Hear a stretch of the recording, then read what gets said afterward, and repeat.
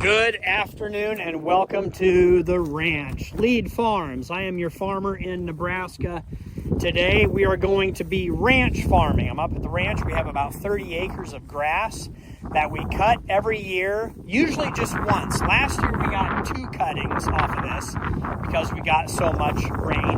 This year I think I'll just do 1 cutting, let the grass regrow, and then I'll graze the cows this fall after we harvest the corn crop, and then we'll fence off that cornfield and this grass, and that'll be nice food for the cows. The pastures look wonderful for the cattle. So today what we're doing, I had my neighbor cut and bale the grass. That was around the beginning of July. And now what I will do is that a grease cap? It is.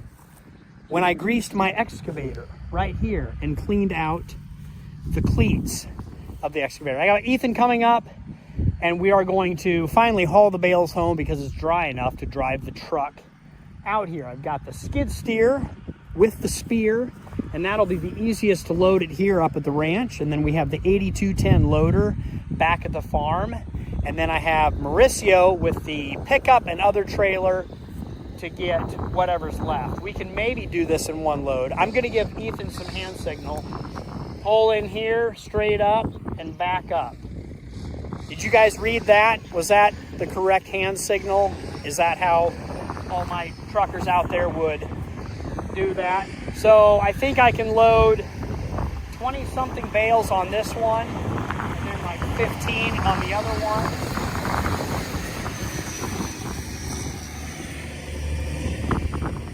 He's getting it. Ethan really enjoys driving the truck. Oh, by the way, don't get scammed. Don't get over to WhatsApp and direct message my daughter Laura or me. It's not Laura, and it's not me. They might have a bleeding, crying heart, but do not direct message any of my family members. It's scammers. Great job. Perfect. But actually, I want him to back up into the middle of the bale. We'll get him to do that, and we will get these loaded, and we will find a trash can to put this plastic grease. Hey, Ethan! Can you split the bales in half?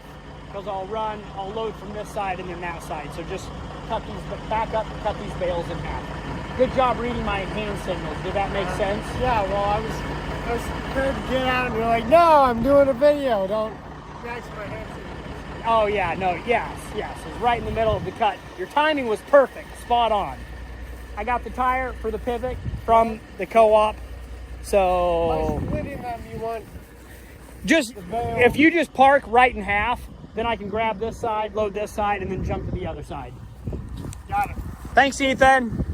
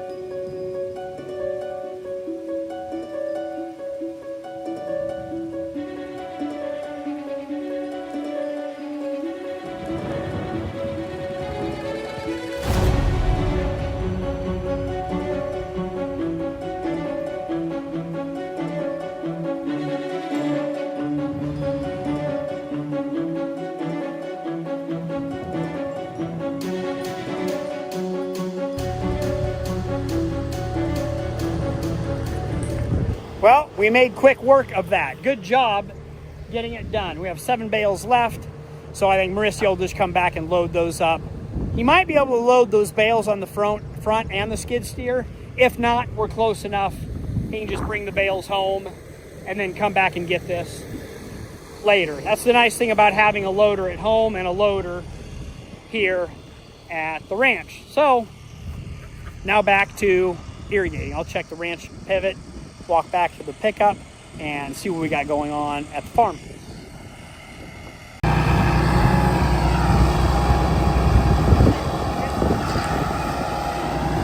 Yeah, it looks good.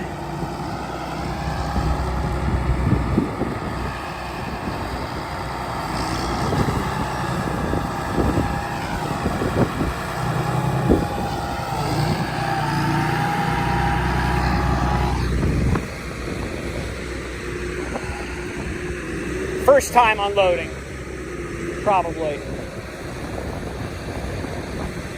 Yeah, he wants to fix it and restack it. I don't know. That's how I learned when I was that age, so I'll just let him do what he wants and not coach or point in direction. 2 months. Oh yeah, he wants to get those bottom bales up to a 3rd row. Here are the bales. Those are old corn stalks from last year. And what I'm standing on are the old sorghum, 4-inch sorghum, or tall milo stalks that we grew on a seed field isolation and harvested some of it, chopped some of it, and then we baled the rest of it. So we will grind this up, put it in the bottom of the buck, grind that, probably save that for next year, grind my last year's grass hay bales, all for the feed, and then we will chop male end rows and make it all for cow feed, cow chow, cow food for this winter to get them in through until next year. Oh, the 8210 loader got fixed. It was just the manifold. It wasn't the turbo on that, and then the front left tire wheel bearing was leaking oil. That got all fixed. So our loader is back in action. Now we've got good, oh man, you guys that have done hay before, you can smell that grass hay with that southwest wind blowing right into our faces. Good stuff. I've got the tire fixed. We'll throw that off into the trees, be ready to fix one of these pivots whenever we need it.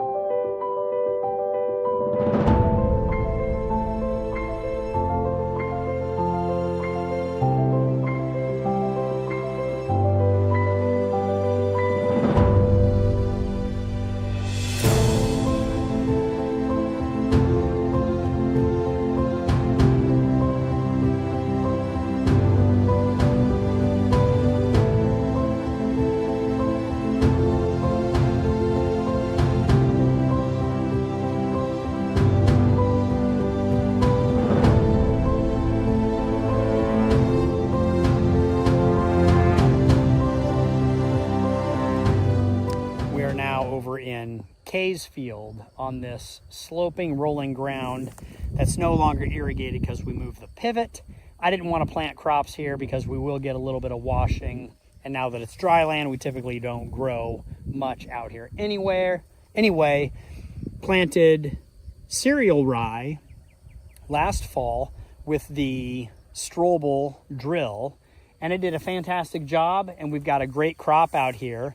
Now I'm trying to decide what to do. I think I was just going to leave this rye set, and seeds will fall off the heads and it'll regrow, and then we'll just have grass. Probably brome grass will eventually take over this whole area, and then I can mow it or leave it. Haven't decided. Can cut it, mow it, hay it, bale it, could chop it. Several options we could do out here. Then it occurred to me what I would really like to do, since I'm Swedish. I love Swedish rye bread. And Megan bought a wheat grinder and has been making homemade bread at home. I'm like, what do you think about this crop that I grew to make rye bread. So a little teaser on the next video I'm going to film is we are going to harvest this. I don't believe I'm going to harvest it with the big combine. It's definitely dry enough. Probably less than 15% moisture. I think I'll hand harvest this and then figure out a way to separate it, glean it, and clean it, hand it over to Megan, have her grind it, and then, I don't know, how do you make bread from there on out after you have ground wheat, rye, or any other cereal pulse crop? We'll figure that out, or we'll jump on YouTube and watch a couple videos how to make it.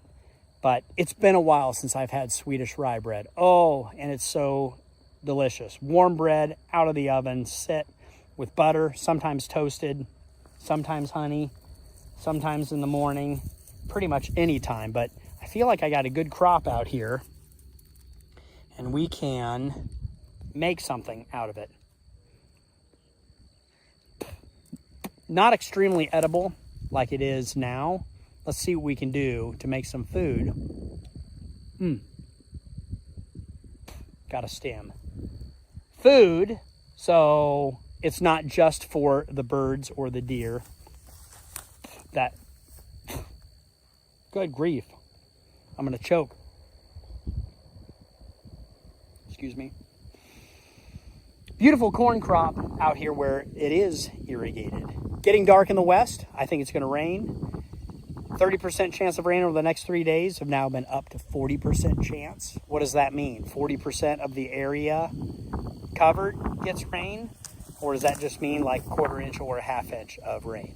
Anyway, thanks for following along. Thank you so much for everybody that has subscribed in the past and recently. I appreciate that. If you like this video, press the heart, or is it a thumbs up? Now, comment down below what you'd like to see, but let's do rye bread with a crop that I've grown.